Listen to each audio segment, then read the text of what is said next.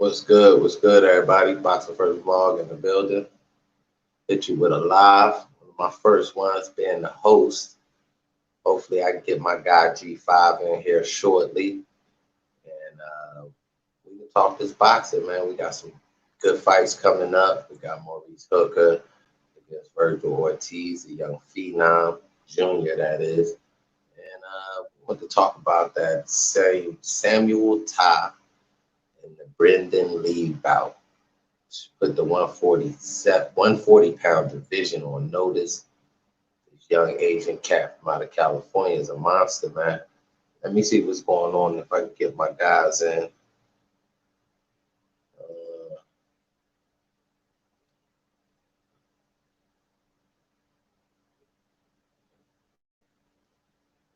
Hold on a second. If y'all still with me, just hold on. I'm trying to get my guy Shane in the building. Send him a link, see what's up. I hope this don't disrupt things.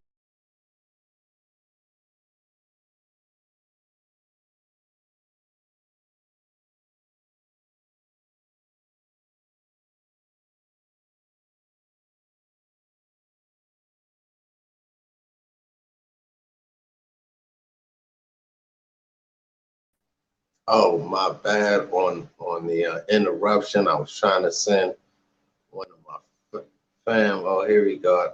Thank you in. Oh, Shane, you in the building with me. What's up, man? Shane, you in the building? Bro, I am lost on how to add you. Hold on, bro. This is my first time doing this. So bear with me. No, that.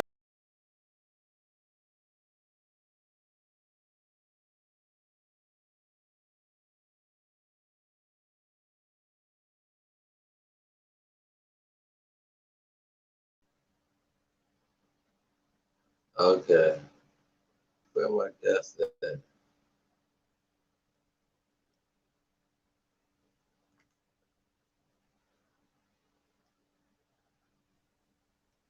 Yes, you done it.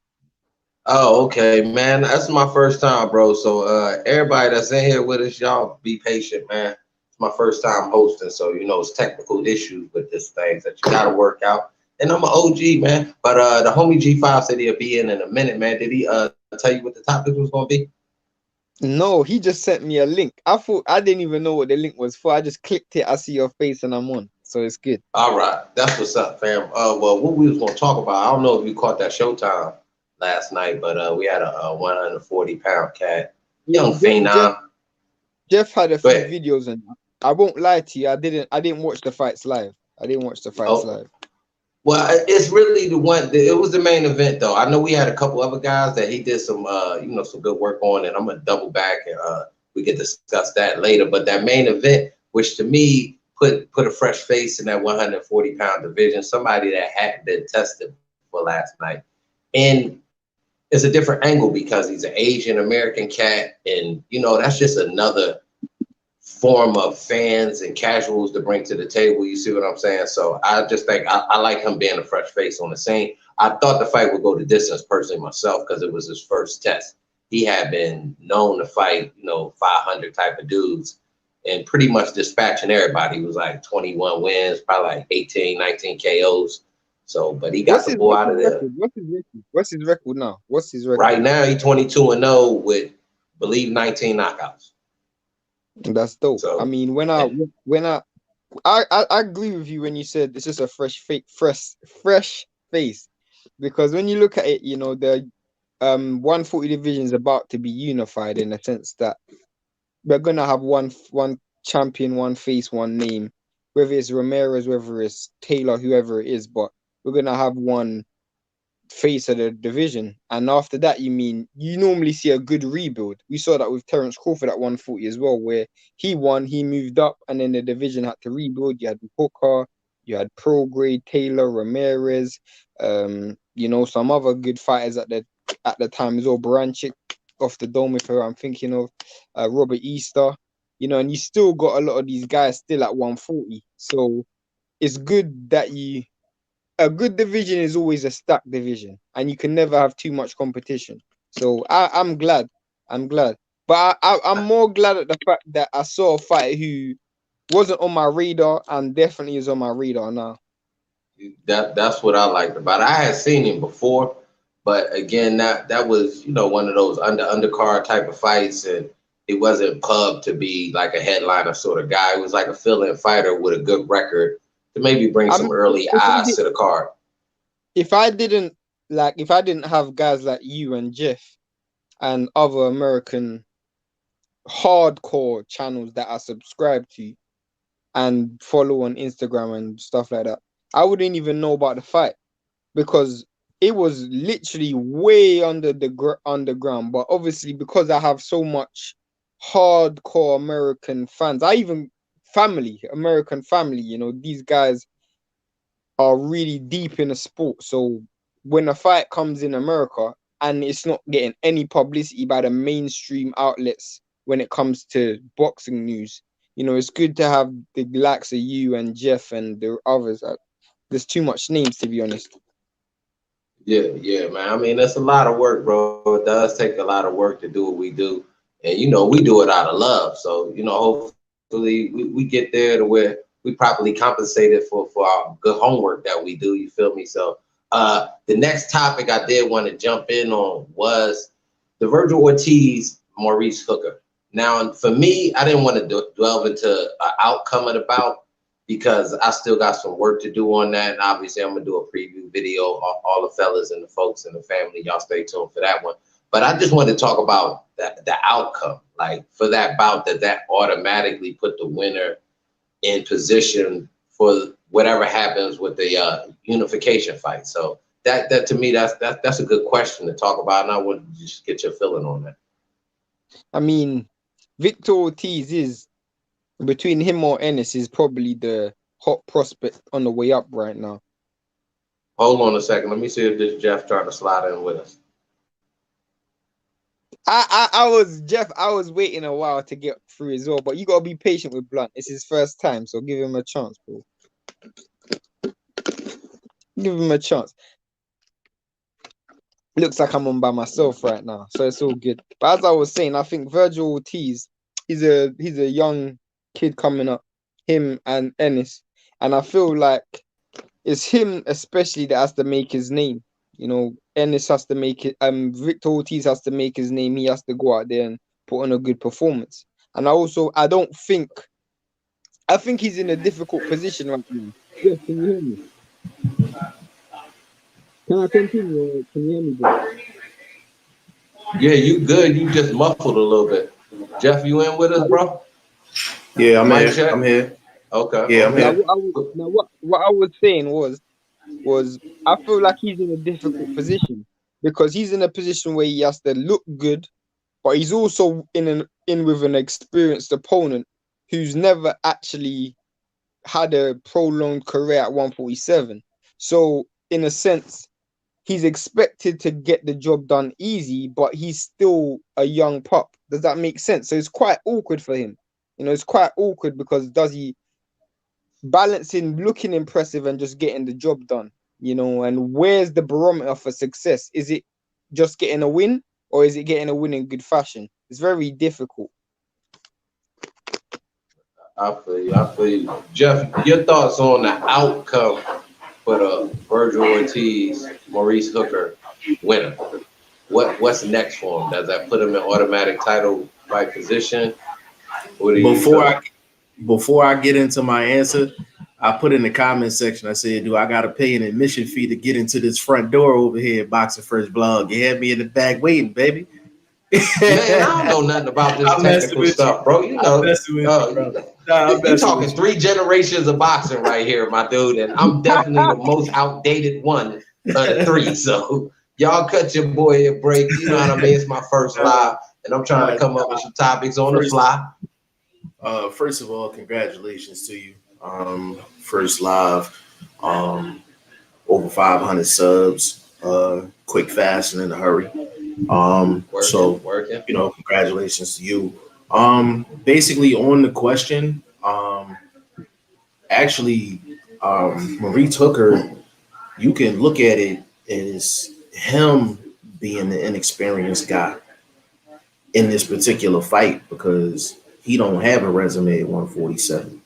So to me, he's the pup in this fight compared to Vergil Ortiz. So I don't look at Ortiz and say this is a. I can't agree with that. I can't agree with that. Well, the thing about it is when you're done. This is why I say that when 140 to 147 is a huge jump. It's a huge jump. And Maurice Hooker has only had one fight at 147, if I'm not mistaken. Am I correct? And it lasted less than a round. It lasted less than a round. So, That's Shane, you know how I am. Anybody that moves up in weight, I'm a big believer in them getting their feet wet. And can I ask you a question? Mm-hmm. You said he's the pup. So I'm gonna ask, you didn't consider Vergil Ortiz when you're saying that. You're just saying he's the pup because of what? Because of his lack of experience at 147. Am I correct in saying that? No, you're correct. You're correct on that. And another reason why I said that is because with Vergil Ortiz, yes, this is a step up fight for him, but it's a step up fight against an inexperienced guy in his own division. Okay, I want to ask you a question. I don't even know. Was Terence Crawford a pup when he moved up to 147? Buzz Special. Why are you going to try to do that, man? No, because we're not talking about ability, bro. You're talking about experience. You spoke about experience. But we're not talking about ability. But some people are special, and some rules don't apply to special people. Let me ask you this. Hold on. Yeah, How many fights has Vergil had at 147 himself? All his 15 fights in. All 15 has been at 147. Okay. Yeah. Right. I mean, so in that aspect, I would have to agree with Jeff because he's set at that weight. You understand what I'm saying? And he's a big one at that weight. Yeah, so he probably coming into the fights, 155, 158, somewhere in there, easy. Way heavier than that. He's probably more than that, but we're not talking about size, bro. You said he's the. When I mean young pup, bro, I consider experience to be a very vital tool, and I can't look at Maurice Hooker and look at him as a young pup. This guy's experience. He's had so many wars of position, correct? So for me to look at him as a young pup just because he's moving up 7 pounds, I find that quite ridiculous. Here's the thing, though, Shane. Like, I could see where you're going if Maurice Hooker really put his stamp at 140. Like Maurice Hooker didn't put his stamp at 140. He had an opportunity to do so, but he didn't put his stamp on 140. So you're talking about somebody, yes, he does have experience from just a boxing standpoint. That's your question, Jeff. Mm-hmm.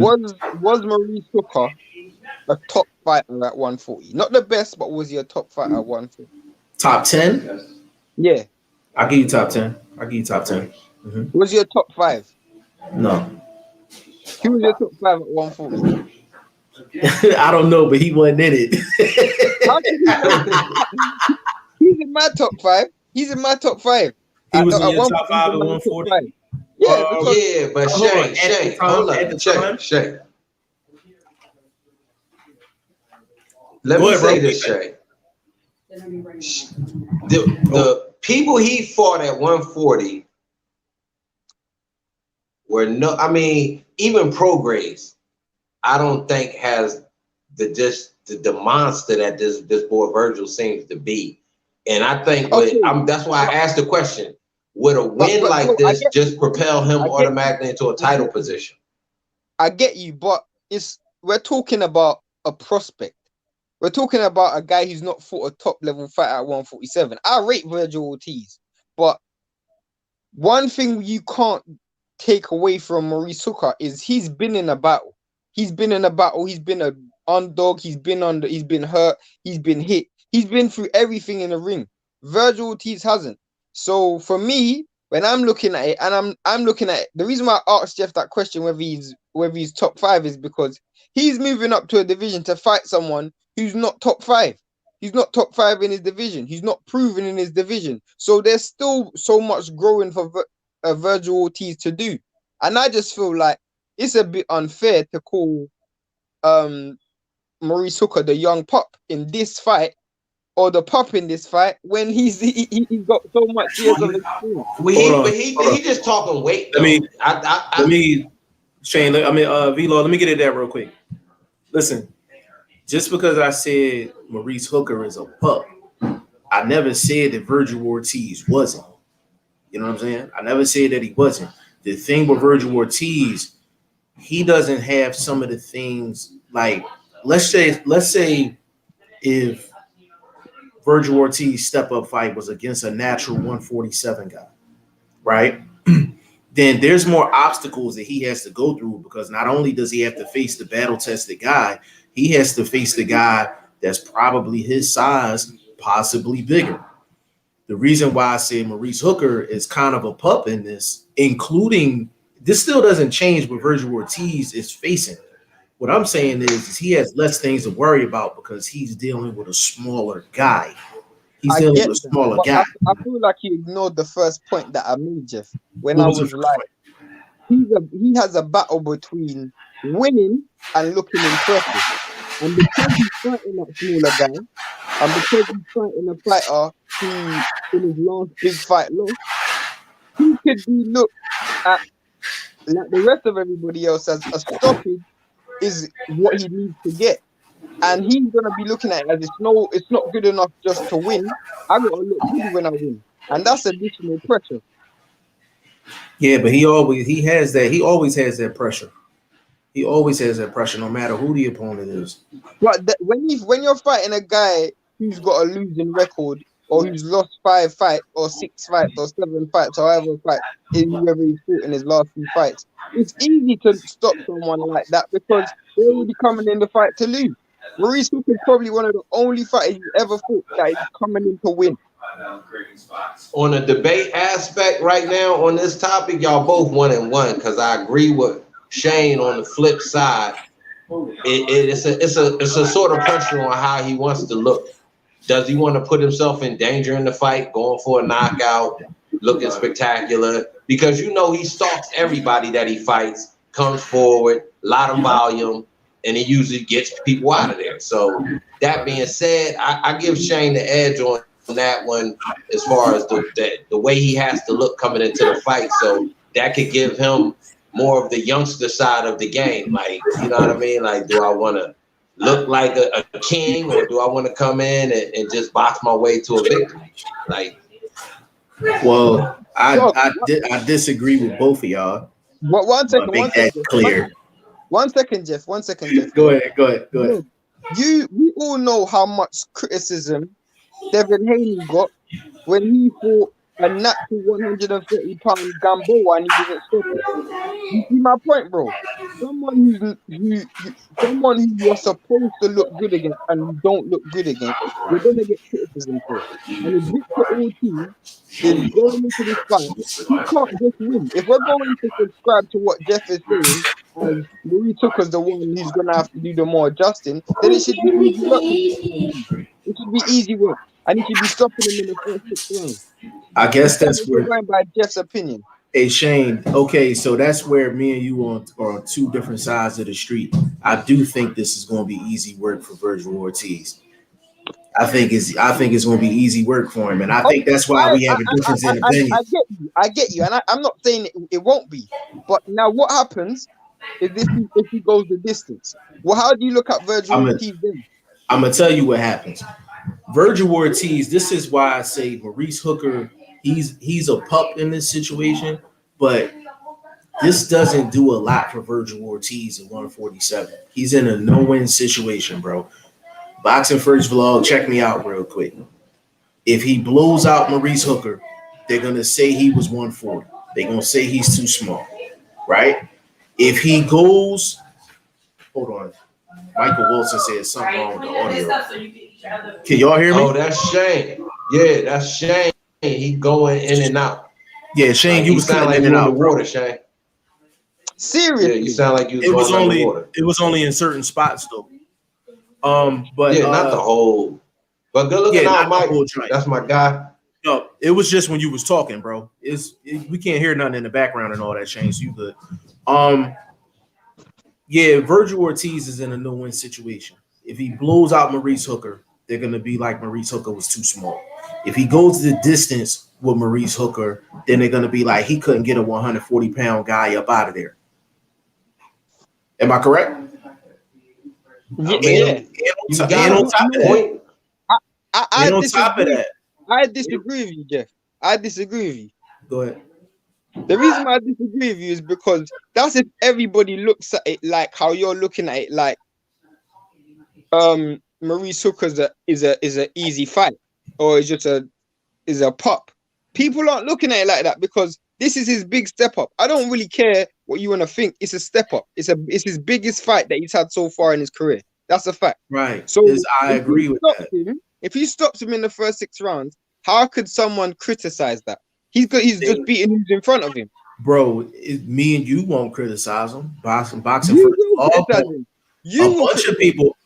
of people gonna criticize him. I'm not gonna criticize him. I said he's gonna get criticism from boxing people, period. He's in this is a no-win situation fight for him. And this is why I feel like you're it seems like the way it seems like the way you're stating it is almost like you're agreeing with the critics, Jeff. And so you say he's going to get criticized that way. It's almost like you're agreeing with them. Not that you are. I'm not. It would be the best win of his career, but I can't escape the fact that it's the best win of his career against a guy that's 140. He's a natural 140 pounder. He's naturally 140. Him beating Maurice Hooker is not going to get him no closer at 147. So and he's going to get criticism whether he wins in the first round, goes the distance, or knocks him out in the 6th. He's going to get criticism regardless. Bro, this is why I feel like you're incorrect when you say that, because everybody, if that's you think that people are looking at Maurice Hooker as just a guy who's just coming up from 140 and some pop. No, they won't look at it like that, because the truth is this is his biggest fight, and to me, this is giving someone like Vergil Ortiz even more pressure, because he no longer has to win, because if he adopts the same philosophy as Jeff, then he's looking at Maurice Hooker as not a threat. So winning the fight isn't even that important anymore. It's about how quick you win it and how impressive you win it. Let me jump in right here. This will settle it, depending on how you two guys answer this question right here. Did the result of the Darrell Kyron Davis fight hurt Darrell or not? Now, depending on how y'all answer that is almost equivalent to your outcome of this fight. Shane, you go first. Because you about to lose. Go ahead, Shane. I think it hurt Darrell. 100%. Why? Why did it hurt? Now. Why did it hurt? Go ahead. Because he about to fall into the trap. You look tried to trick. I just had to ask, man. I just had to ask, bro. You tried to trick and it didn't work. Because Darrell is already an elite fighter at his weight class. He's already an elite fighter. Vergil Ortiz has never been an elite fighter at 147, so don't even try that. Darrell has already fought for a world title. I think he's held a version of the world title before. So you can't even you can't compare him and Vergil Ortiz. You can't. It's day and night, bro. Can I respond to that? Go ahead, please. Shane already a boxing first vlog. You about to see a body in the middle of the street. Listen. So first of all, Anthony Darrell is not elite at 168. He's not elite. He's a good fighter, but he's not elite. Has he held the version of the world title at 168? Yes, but that wasn't the question though. Wait. Has Vergil Ortiz held the world title at 147? No, he hasn't. But neither one. How are you comparing the two fighters? One's a prospect and one's a. Boxing First Vlog was the question. Not is he elite? And when he said he was elite at 168, that has nothing to do with belts. There's plenty of I guys. never asked about that. I asked. No, I said what did he say? What did James say? Blunt's question was, does he get credit, or did it work against him for his fight against Kyron Davis? And I said, no, he didn't. It worked against him. That's what I was saying. It worked against him. But you're arguing against yourself when you state that because you're saying that Darrell is elite. No, I'm not you. I'm talking about Shane right now. Yeah. So it's almost like you're saying because you don't see. So in this aspect, is Vergil Ortiz the elite of the prospects at 147? No, we can't. The reason why I'm saying that is because the status of what Darrell is and the status of what you're talking about, a guy who wanted to fight for a world title. Right now, he just came off fighting for a world title. Doesn't matter what you say, he just came from fighting from a world title. In his next fight, he fought Kyron Davis and he didn't get the win. Vergil Ortiz didn't come off that. So how can you expect him to do the same thing? I don't get that. Bro, you're trying to delay walking into this trap. And you're doing a great job at it. I'm responding to you specifically saying Anthony Darrell is elite at 168. I'm not talking about nothing else. In terms of status, bro. Anthony Darrell is a good fighter. I just wanted to let you know before I made my point that Anthony Darrell is not elite at 168. This is where you can compare the two. Anthony Darrell got criticism for not getting the Kyron win for one reason and one reason only. Kyron was 160, coming up to 168 to fight the quote-unquote elite guy at 168. He talked all that trash about Caleb Plant. He got a draw with Kyron. He got criticized. He got criticized because he was fighting a smaller guy. No, that's not why he got criticized. Yes, it is. That's not why he got criticized, because he didn't win. If you want to fight for a world title, but one second, Jeff. If you want to fight for a world title and you don't win the fight, you're gonna get criticized. I don't care if you fight Yildirim, you fight a guy who's 175, you fight Callum Smith. If you want to fight for a world title when you lose, you are going to get criticized. That's the difference. It wasn't because you're coming up with 160. Bro, he fought, not only did he fight an unknown guy, we knew who Kyron was.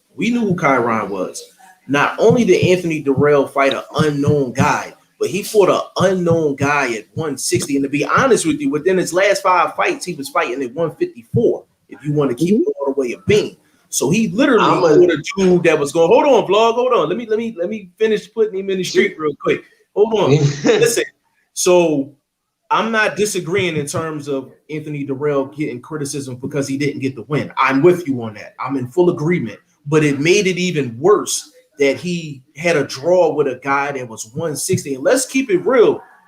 Anthony Darrell was landing the harder shots, but Kyron was touching him up in some rounds too. So that's why I said it's comparable between Anthony Darrell and Vergil Ortiz. Is comparable because if Vergil Ortiz goes through the same exact thing, he's going to get the same exact criticism Anthony Darrell did because he's fighting the smaller guy. It's a bigger name, but it's a smaller guy. Go on, Blunt. I'm going to let you speak because I don't want to take it over. Go ahead, bro. Yeah, I mean, this is an interesting discussion, but it really doesn't answer the question that was posed at the beginning of this topic. Can you repeat the question, please? The topic about this particular fight and why I brought it up was, does the winner of this fight automatically put themselves in a title position? No. This is a name. This is a name that Vergil Ortiz needs on his resume. There's somebody where obviously in the fast track era, it's not like we won't see him in a world title fight for another 8 fights. Can I tell you why I don't think it will be? In any other weight class, it would be. At 147, it won't, because of the champions who are there. The champions who are there, nothing is good enough other than a unification right now. That's just the truth about it. Me personally, I feel like if Vergil Ortiz went and beat Sean Porter, he wouldn't be ready for a world title because the only fight that people want to see at 147 is a unification. And that's unfair, but that's just the way it goes. Yeah, I don't think Maurice Hooker gets him a title shot. Being Maurice Hooker don't even get him into a title eliminator. To be honest with you, like this is literally him fighting a name. Like this is him fighting a name. The fact that he's fighting a smaller guy that's a name, that's the reason why it puts him in a no-win situation in this fight. It puts him in no-win. How much smaller is Vergil Ortiz to Maurice Hooker? Because Maurice Hooker is quite tall. Yeah, he's tall. But Vergil Ortiz is a big 147 though. He's not small. He's not a small 147, and that's another factor in this too. If he was a small 147, take like Erickson Lubin. Erickson Lubin's a small 154. So if somebody came up from 147 to meet Erickson Lubin at 154, situation might be a little different because Erickson Lubin's a small 154. Vergil Ortiz I gotta be honest. 147. He's a big 147. Go on, Don. I gotta be honest. I didn't see a difference in the Darrell Davis fight. That's 6 pounds, even that. Nah, I saw a difference. Nah, 12 pounds. I didn't see. I saw a difference. You saw? I saw a big difference. Yeah, hell yeah. The reason, I even thought, I thought Kyron saw a difference because the way Kyron fought those first few rounds, he fought like he was fighting a prime Kovalev. The way he was fighting the first 2 rounds. Darrell had him by at least a good 10. He had him by at least a good 10 pounds. At least a good 10. Would you agree with that, Shane? Yeah, I thought. You know what made it even worse for me is because Kyron Davis has got like T-Rex arms. So when you got an outside fighter who's got short arms, it just makes it look so much worse. It reminded me of when Ugas fought Sean Porter, and I just thought that fight. It just reminded me of that. You know, you had a shorter fighter trying to box on the outside, and a smaller fighter trying to box on the outside. It just reminded me of that fight, Sean Porter versus Udinas Ugas. Yeah, it was similar. It kind of reminded me of the way Ugas was fighting in the fight with Ramirez, and just I mean he got himself the way he fights them short arms. But Kyron, what helped Kyron in the fight though is that Darrell kept coming to him. So yeah, it wasn't like Darrell stayed outside. Darrell fought, got close, and found himself in punching range because Kyron wasn't reaching a lot. That's for sure. So. I mean, again, the styles do. It makes a lot of sense that y'all guys are falling on the sides that y'all fall with this discussion. And I agree. I don't think either one gets right in the title picture, but I do think it's a good name for either one if they do come out with a victory. So that being said, I'll keep it real. I don't even think Maurice Hooker would get credit if he beats Ortiz either, because.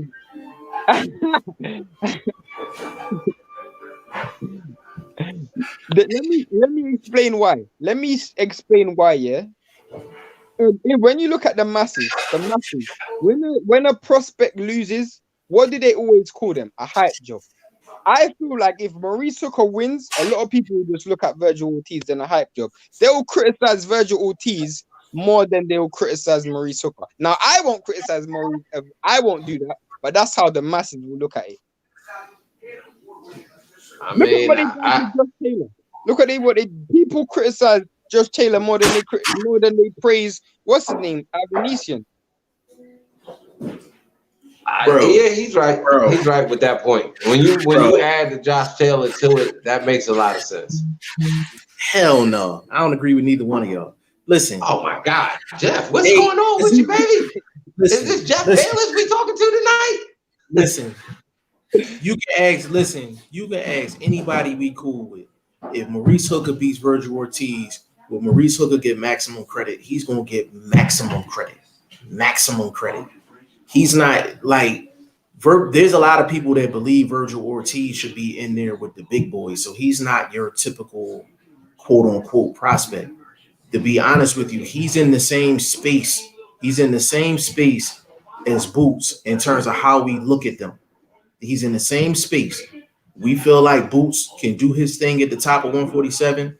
A lot of people feel like Vergil Ortiz can do his thing at the top of 147. A lot of people want to see Vergil Ortiz and Boots fight because they think they're that good.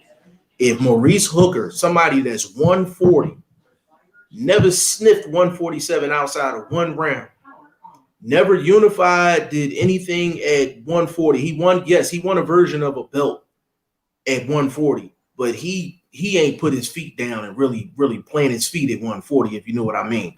If he goes up in his first real fight against Vergil Ortiz and gets a victory, they gonna damn near throw a parade for that man. They gonna damn near throw a parade for him, bro. That's real. That's why. That's you know the truth is, yeah. The truth is, Jeff is sounding like a real Ortiz fanboy right now. That's the truth. He's just sounding like an Ortiz fanboy right now because everything you're saying is just in awe of Ortiz. You see Ortiz way bigger than I do. Way bigger than I do. It's not that. It's not that. I don't think that highly of Hooker.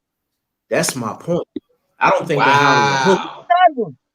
Me neither. But you heard it here. You heard it here. So how you agree with me there, and then you call me a fanboy everywhere else? We got the same. Because bro, you're saying I don't think Hooker's gonna win the fight, but you're saying that they're gonna throw a parade for a fighter. He's a prospect. He's a prospect, bro. He's had 15 fights, and not one of them are significant. He's a top level prospect though, Shane. You talking top 1, 2, 3 bro, that could get an outside look at a title shot. Okay, we know how it goes, bro. I don't really care. We know how it goes. We can go to any weight class. When you see top prospects, when top prospects lose, you know what happens. Before people praise the person who beat them, you call the person a hype job. I can go for a list from heavyweight all the way down to I don't even know. You can go for a list of fighters who, when they step up as a prospect and lose, before they praise the opponent who beat them, you call the opponent a hype job. You call them a hype job. That's just a fact. That's just a fact. Jeff, in fact, give me one example. Give me one example in your 30 years of watching boxing where a prospect has lost and the praise is for the fighter who's won instead of the criticism going towards the prospect. Give me one example. You said of a prospect that lost. A top prospect who loses a fight in their step-up fight. Give me one time where they praise the fighter who beats them instead of the fighter who's lost gets criticism. Kovalev and Anthony Yard. Kovalev didn't get praised for that. Kovalev didn't get praised for that. Anthony Yard got turned. I was joking. You can never use that. You can never use that. You can never use that, bro. You can never, bro. Don't use that. You can never use that. Yeah, that's a good stance right there. I mean, that is the norm in boxing that you kind of look a little funny to the guy that beat you. You look funny at the guy that got beat. It's like, well, thank you. I mean, that's the norm. That's facts. Yeah, but he's deflecting. Bro, listen, I'm gonna answer your question. You said that's the norm, right? Were we not on my channel on live and we had a whole discussion about Tank? Did we not have a whole discussion about Tank and the whole power thing? And I told you, I said the norm is somebody goes up from 130 to 140, their power usually doesn't stay the same. Correct? So you're trying to use my same argument against me, and it's not gonna work today. Let me tell you why. It's because the status of Maurice Hooker. It's the status of Maurice Hooker. There's people that don't think he's good, bro. He's a name because of Jose Ramirez. Outside of that, people don't rate him high. They don't rate him high at all. You know what? BoxingFirstVlog. Do you rate Maurice Hooker high? Did you rate him high before the Ramirez fight? I had him about 12 at 140 at the time. I still had Broner ahead of him, and Broner wasn't even fighting. No way, bro. No. And he had losses. bro. So let's. So hold on. I think if they fought at 140, Adrian Broner could beat Maurice Hooker. No, bro, you're captain. You're captain. But listen, Shane, this is my point. You're saying it as if I'm this big Vergil Ortiz fan. That's not the case. I'm saying everything I'm saying because Maurice Hooker is not that good. That's what I'm saying. He just has a name. He's not that good, bro. He's not that good. And a lot of people don't think he's good. It's not just me. It's not. So that's the reason why I'm saying what I'm saying. I'm not disagreeing with you as far as what history tells us. If Maurice Hooker beats Vergil Ortiz is going to catch some flack.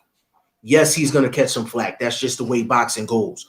But I'm still not coming off my stance of Maurice Hooker getting thrown a parade because he's not ranked high. That would be one of the biggest. This would be a huge upset. Huge. Of course. Huge, bro. And you know that. Huge upset.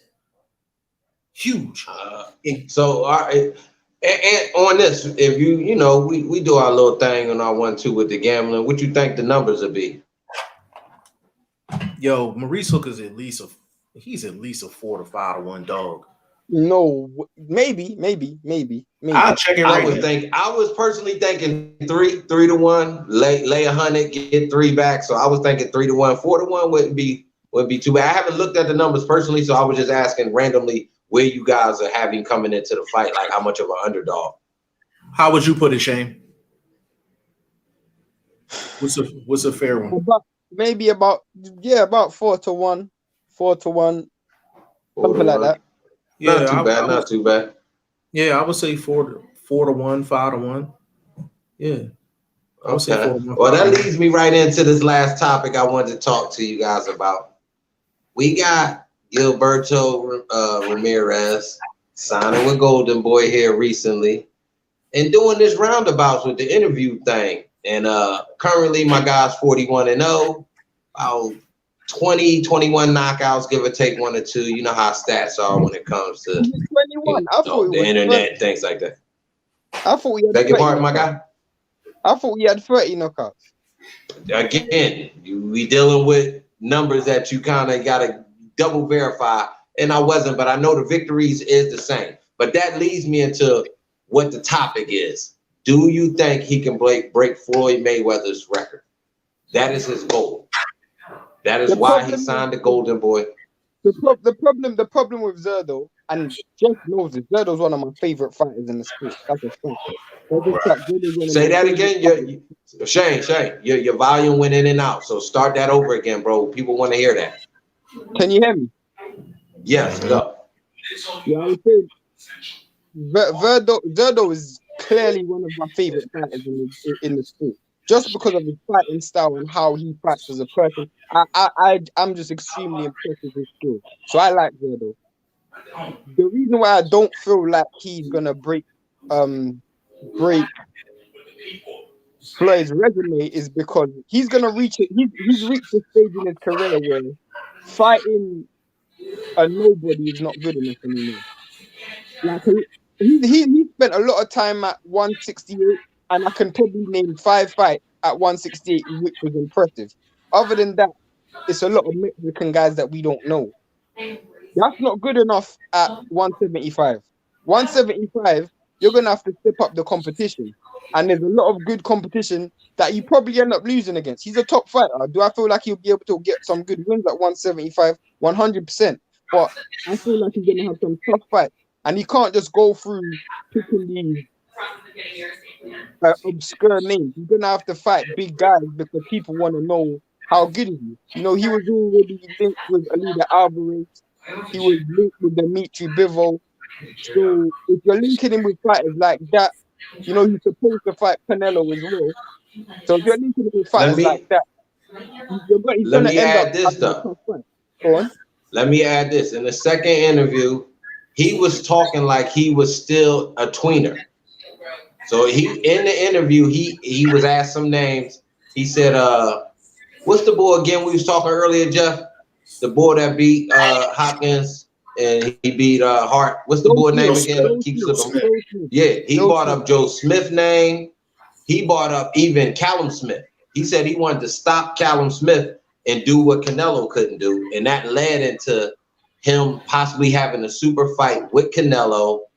Obviously, Cinco de Mayo, he brought up 2022 as a possibility. So it sounds like towards the end of the year, he wants those names that you're saying aren't on the resume. Well, and signing with Golden Boy, you can get those names. Am I correct? But yeah, Blunt, you I don't know if you know this, but they got a pre-contract agreed with him and Bivol at the end of the year. So just knowing that alone, to me, is giving him an L already. Say that again, bro. You went out. Somebody watching TV real loud. Yes. Shane? Yeah, G5, you there? Saying, we got some technical difficulties going on. Can you hear me? Nah, I just put myself on mute. Say that again, bro. Can you hear me? Oh, okay. Yeah, we can hear you. I just put myself on mute, bro. Yeah, say it again. I was saying that he's already got a pre-contract agreed with Bivol at the end of the year. Bivol's got a fight in May, which is supposed to be Craig Richards, and in the end of the year, he's got Zerdo. They were supposed to make that fight last year, and they're going to make it this year. And to me, that's already a loss. So I know for a fact, no, I don't know for a fact, but I find it difficult to say he's going to beat Floyd's record when you got Bivol lined up. And if you beat Bivol, then you got Beterbiev, and I don't see you beating neither one of those guys. So to me, I just think that I like Zerdo, one of my favorite fighters. He knows that himself because I've said that many times, and he's seen like the articles I've done on Zerdo on him so many times, so he knows that. But I just know for a fact that I don't know for a fact. I keep saying for a fact. I don't know. I just know that he won't break Floyd's record. There's no way he won't break Floyd's G5, record. the floor is yours, my guy. Get to your comments first, and then I'll get there. You got a comment? He said, who should I put money on? Which fighter? What fight, Mike? Which one you was talking about? He's talking about Vergil, Ortiz, and Maurice Hooker. I mean, personally, I'd just go with Vergil to get the stop, man. I don't know what round I'd bet on, but I think he got too much power for Maurice Hooker. Yeah, I would say Vergil first 5, maybe even first 4. Michael, you should have put your money on me winning the debate with Shane. That's what you should have did. That was guaranteed bread.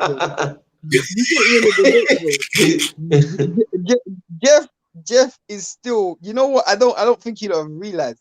Jeff has put himself on mute because he's still trying to figure out how he's gonna answer my question that I've asked. And it's been like, what, 25 minutes since he's been able to, and he still can't find an answer. So I've won the debate. What was the question? What was the question? I didn't answer the question. Said, bro, name your time in history in your 30 years of watching the sport where you've seen a prospect get the prospect lose and the person who won get praised more than the prospect getting slagged off. No, I did answer that. I said I agree with that. I said history supports that. But I said Maurice Hooker's situation is different.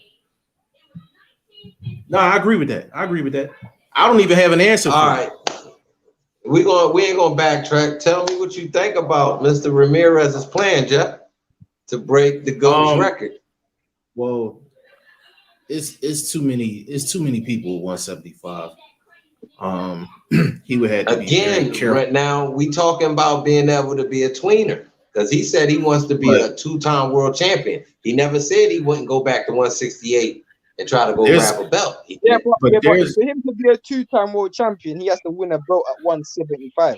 Who's he beating? Beterbiev or Bivol? There's only 2 times. No. When I said 2-time, I didn't say not the same division because the way the second article read, it was that they have plans that he possibly may go back to 168 or just go after a 178 or 175 title and prospectively a fight that hopefully he could win. But I mean, Jeff, answer the question, bro. I don't think he can do it unless he gets some cab drivers lined up and do it. But yeah, if he's fighting Bivol, he's losing that fight. And I'm a big Zerto fan. Like he loses that fight against Bivol. If he fights Beterbiev, he's losing that fight. If he goes down to 168, if he fights Benavidez, he loses that fight. That's where we have to talk. Wow. You think he loses to Benavidez? Say it again. So? Wow. Say it again. Benavidez? Yeah, he will lose. I think he beats Benavidez and Caleb Plant because he's bigger than both of them. And if he makes the weight, size and everything. But there's I'm gonna let Jeff say why he thinks it, and I'm gonna double back because I want to see if he's gonna change my opinion. So in terms of Gilberto beating, David Benavidez beating Gilberto. Yeah, please. The thing with Benavidez, right? It's the winner of that fight is going to be the guy that has the ability to adjust. I know David Benavidez has his style and Gilberto has his style. Where the difference is going to be in that fight is David Benavidez is one of the best in the business is at actually controlling distance. When to close in, when to step out. That's actually what's going to win him the fight. They're pretty even pretty much across the board, but the distance and punch variety of David Benavidez are getting a slight edge in that fight, but that's close to a 50-50. But I think Benavidez beats him. You spoke about everything other than what I think is where Gilberto is going to win. Can you tell me a time where Benavidez has fought someone so physically imposing who likes to fight at close to mid-range and is willing to take what you got to get his off? Name me one time. Name me one time. He hasn't. But here's the thing, though. David Benavidez don't have no pillow fist, though. So he gonna get his respect. Bro, in my opinion, I thought what's it called didn't have pillow fist. I thought Abraham didn't have pillow fist. Neither did Tony Carpenti. He walked through that front door and absolutely kicked it off. Let me get this dog. I'll be right back, yo. Don't go nowhere. Right. Keep talking. Right. But that's the thing, though, Shane. Like, that's where the punch variety comes in at. David Benavidez throws from a lot of different angles. So I'm not disagreeing with what you're saying. What I'm saying is with David Benavidez, the angles that he throws with, plus controlling the distance, he's going to hit Gilberto with something to get his attention. Okay. Both of those guys are going to go ahead. Does Benavidez have a reverse game? Does he have a reverse game? I don't think neither one of them have a reverse game. Who do you think, if they were to fight, who do you think is going to have to go in a reverse first? I don't think neither one of them will. I think it's going to be a war, bro. I think it's going to be my bad, fellas, man. Got pets and shit. They're going to stand in the pocket and trade. That's it. Am I agreeing with that? Yeah, but the difference is David Benavidez, he's shown the ability to move from side to side. Gilberto hasn't shown that. But what Gilberto has shown is that he's probably one of the best bulls in the world in boxing. I think he's probably the best bull in the world, or probably top 5 best bulls in the world for a big guy. Bro, look how fast Jesse Hart's feet is. Look how fast his feet is, and he was able to close the distance. Not easily, but he done it very well in both fights. The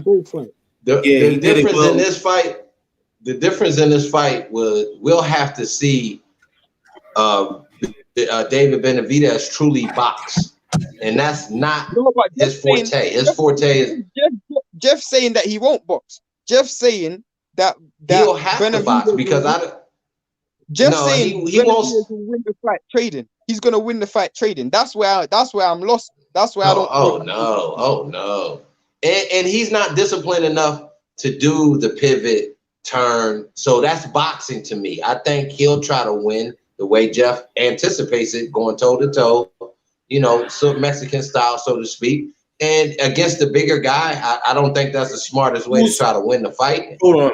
Who's better technically, Benavidez or Jesse Hart? Jesse Hart. Jesse Hart's better than David Benavidez. Yes, I said technique-wise. Technically, movement is part of being technical, bro. I know what you mean. Part of being technical, bro. I said technical boxer. Who's a better technical boxer? I know what you can I answer that. Look, I know what you mean, bro. Go ahead. Okay. I don't know why you said movement don't matter. I know why you said movement, but what I would say is the reason why I would say you're getting Jesse clouded with the fact that he has a Philly mindset. So even though he's very, very good technically, his craziness clouds how good he is technically. I feel like he's got good punch variety. I feel like he's got extreme understanding of how to pull out. When he's on, because let's keep it real, when he was fighting Joe Smith, the technical ability he showed when he was hurt. And you know, bro, he was an injured man going into that fight, and he rolled so much shots. That takes technical ability to ride shots and to wave shots and to literally see the shots coming and minimize the damage. That's technical ability, in my opinion. Benavidez has never ever showed me that. He's never ever shown me that when he's under fire, how to ride shots and absorb an attack. That's technical ability, bro. Yes, I've never seen Benavidez backed up either. I've never had to see him fight on the back foot. So in this fight, go ahead, Jeff. Do you think? The thing is this though. Y'all are saying that Benavidez has to box to beat Gilberto Ramirez. That's the part that I don't agree with. Okay, hold on, Jeff. We spoke earlier about a fight, and the fight we spoke about earlier was the difference in weight. So you're saying a smaller guy can stand there and go toe-to-toe with a bigger guy and win in this particular fight. That's basically what you're saying. Is David Benavidez not a heavyweight coming down to 168, bro? We're not talking about your typical. Okay, we're not talking about your typical 168. Let's keep it real, bro. Let's keep it real. Zurdo Ramirez, is a and he's coming down in weight, bro. Zurdo Ramirez. Yeah, I know. Zurdo Ramirez is a massive man. Like, I saw him beside Michael Hunter, and Michael Hunter is a fully fledged heavyweight, and he looked the exact same size as Zurdo Ramirez. I agree with Jeff about the fact that he's coming down in weight. When you put that into consideration, that changes it a bit. Hold on, Shane. What does history tell us about a guy coming down in weight? Nothing. Doesn't tell us nothing. What you mean nothing? Because I can give you examples for both. Give me one for both. Floyd came from 154 to 147. But he's small though. You gotta give me a better example than that, bro. Come on, man. You know Floyd walk around. Wouldn't you consider that going up? Canelo came from 168 to 160. Is he a natural 168 though? Zurdo's a natural 175. He's naturally 175. Zurdo fought his whole career at 168. He's only had one fight at 175. He's had one fight at 175. You just sat up here and told me that him and Michael Hunter looked like they was the same size. Am I correct? But I'm talking about how many fights he's had. He had 2 fights at 175. Right, but I said that to prove my point though. David Benavidez, you said he's 168. I said, yeah, he's not a heavyweight coming down to 168. No, but they both equal size. I'm accepting the point that you're saying that Zurdo moving down to 168, that's going to be a problem. I don't care. That's going to be a problem. That's going to be a problem. If that fight's at 175, it's a different fight. The reason why I say it's a different fight is because I see Zurdo Ramirez fight tough guys you can crack. I remember when Tommy Carpence, he dropped Volta, and he hit Zurdo with everything, and Zurdo was still there. So I can't see how at 175 Zurdo Ramirez loses that fight. Let me. If it goes down, it's definitely gonna be at 168. That's for sure, because it's a disadvantage for Benavidez to go up to 175 because he wouldn't stay there anyway. Benavidez don't even weigh 168. This guy's weighing 170 every time he goes on the scales. He don't even weigh 168. How many times have you lost his belt on the scale? Bro, listen. If the fight's at 175, Gilberto Ramirez wins the fight. 100% facts. The reason I made the statement is because the fight is going to be at 168. That's the problem. That's why I feel like Benavidez doesn't necessarily have to box him to beat him because where the fight is going to be taking place at 168. If the fight was at 175, I would say what Blunt is saying. I would say with Maurice. But let me throw this in there real quick, Shane. Let me throw this in there. What about the difficulty in weight cut that we see from a Benavidez? Would that affect him in a fight of this proportion? He's used to it though. That's the thing. He's used to that. He's used to that weight cut. The thing that would cause, if we're talking about a fight that would happen right now, the problem that I would look at is the fact that Benavidez is relatively inactive at the highest level. He hasn't had a top level fight in a while. Neither has Zurdo Ramirez. But I don't feel like Zurdo has to do much adjusting because he fights the same fight every fight. I don't feel like Benavidez is going to be able to do that in this fight against. I don't feel like Benavidez is going to be able to do that against Zurdo. Yo, we gotta put a poll up. I could be wrong, Brandun. I could be wrong, but I just feel like the way Zurdo fights, I just feel like he's a hard guy. That's a 50-50 fight. That's a 50-50 fight. I'm gonna put that up on Twitter. Jesse, and the thing was, Jesse in the second fight against Zurdo, Jesse should have won the second fight. Like, let's get real. Like, he should have won the second fight. Jesse didn't necessarily box him in that second fight. No, but Jesse won. Jesse is a complete. Jesse's probably the most athletic fighter at 168 or 175. Agreed. The level of hand speed that can punch, somebody that can do both. He can box, fight, and he got some sting. The level of hand speed and foot speed he has in combination with head movement and just ring generalship. Benavidez ain't giving you that. Benavidez is actually quite slow with his feet. He's good with his feet and his foot placement, but it's relatively slow. Jesse Hart's feet is ridiculously quick. Gilberto ain't winning no track meets neither, though, brother. No, but he doesn't have to because he fights the same way every fight. My point is, it's easy for Jesse Hart to look like that against everybody. I've never seen anyone fight Jesse Hart other than in the Joe Smith fight and them look good. Jesse Hart makes everybody look bad because of how good he is, because of how athletic he is. It's just at 175, that's where you cross the bridge of being athletic. You have to have a bit more pop. You have to have a bit more punch resistance. At 175, it's about size. It just passes that level where skills pay the bills. Does that make sense? Yeah. I can dig that. I can dig that. Hey man, Beterbiev wins a lot of his fights off brute force, not even off great skill, just brute force. At 168, you probably won't win a fight like that. Well, yeah, 168 is more the boxing style to get you past. But 175, that'll be more of the slugfest to me. You see what I mean? So I think, again, like Jeff was saying, 175 easily Ramirez. If you did 168, it's probably more 50-50.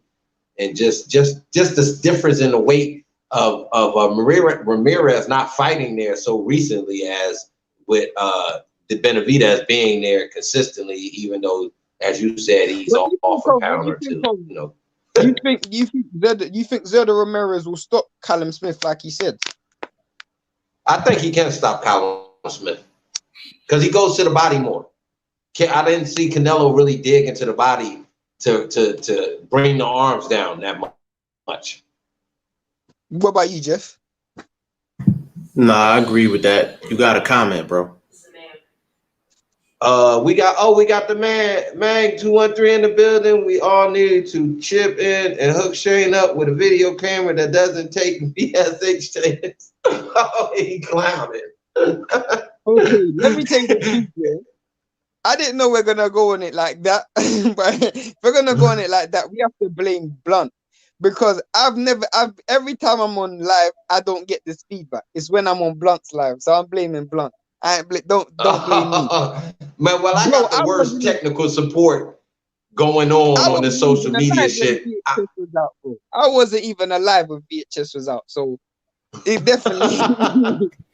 Hey, when he said that definitely brings me to how I wanted to describe this live right now. You got three generations of boxing in front of you. You know, I'm from the 70s. you know what I mean, Jeff, more the 90s, 2000 cat. And then we got the young boy on stage right now. So, you know what I mean? It's 3 generations of boxing. Definitely. Any closing thoughts from anybody? Yeah, because I didn't want to stay too long, bro. You know what I mean? I got this pet in here I need to get to, man. He pissing and shitting all over the crib, man. You know how it is. I mean, so, I'm just happy to be on, bro. I'm happy you got your stuff set up, everything good. It's just something that we could do more often. Yeah. I'm trying to find the right days to take off, bro. And I'm good on Mondays with Jeff, but I had technical difficulties this past week, which was again out of my control. I got to get at my guy early in the day to walk me through some of this stuff. But I thought it was pretty successful for my first time. I want to thank my dudes for sliding in, Mike, my guy Mange, everybody else. I have to say that Blunt jinxed it as well. Blunt definitely jinxed it, because before we were on live, Jeff was telling me, "Oh, me and you, Blunt want us to debate." I'm like, we never disagree on anything. Today is 1 hour of us just disagreeing with each other. Blunt definitely jinxed it. Yo, I don't. Hey, hold on. We gotta switch it up a little bit. Hold on. And I don't take pride in beating my young son here. You know what I'm saying? I don't take pride in that. You know what I mean? There's no way. If we're gonna do, you have to do it right, Jeff.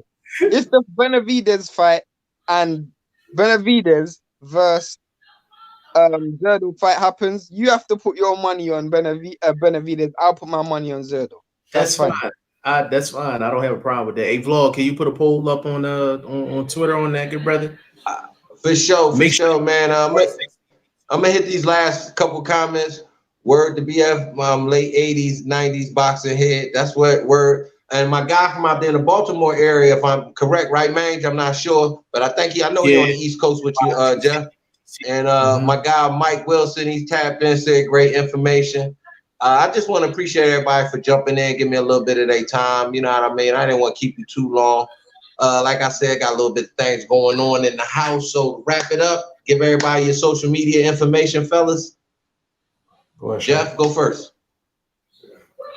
Hey, man, you catch me all over the place. YouTube, Facebook, Twitter, Instagram, G5JeffTV, all across the board. Yeah. Shane. I underscore am Shane the #1 on only on Instagram. I'm only on Instagram. That's it. He's exclusive. He got an exclusive deal with Instagram. You know how writers are. They they finicky. You know, writers are finicky. The truth is, let me tell you the truth, yeah. I'm part of, me personally, I'm part of a massive boxing community, in the sense of, you got Jeff, you got BoxingFirstVlog, my eyes always Blunt, and you got other guys who I'm so cool with in the boxing community on YouTube. So me personally, I don't really feel like I need to be on anything else. I voice my opinion on Instagram, and I'm on Jeff's channel all the time. This is my first time with Blunt, so literally I don't need to be anywhere else when I'm here and elsewhere. That's what's up. Well, I'm gonna wrap it up. Tell y'all, you know, I'm all over the place. TikTok, you know, we active on there. Numbers is growing over there. Numbers growing on YouTube. So I appreciate all the new subscribers and any future subscribers, man. Hit that notification bell, because you know what the motto is. We here, we working. And with that one, I'm out, man. I appreciate everybody, man. Fellas, I'm gonna talk to y'all soon. All right, yo. Go.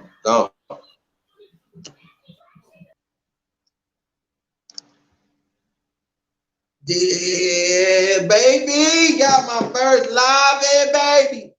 I did my first live, baby. It was successful, oh, bitches.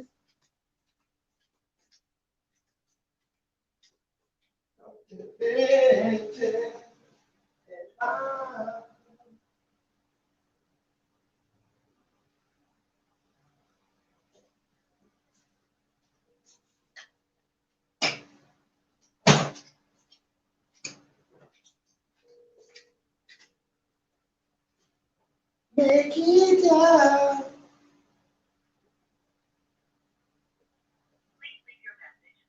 Make it up. On live, he got that TV. Up for baby. In the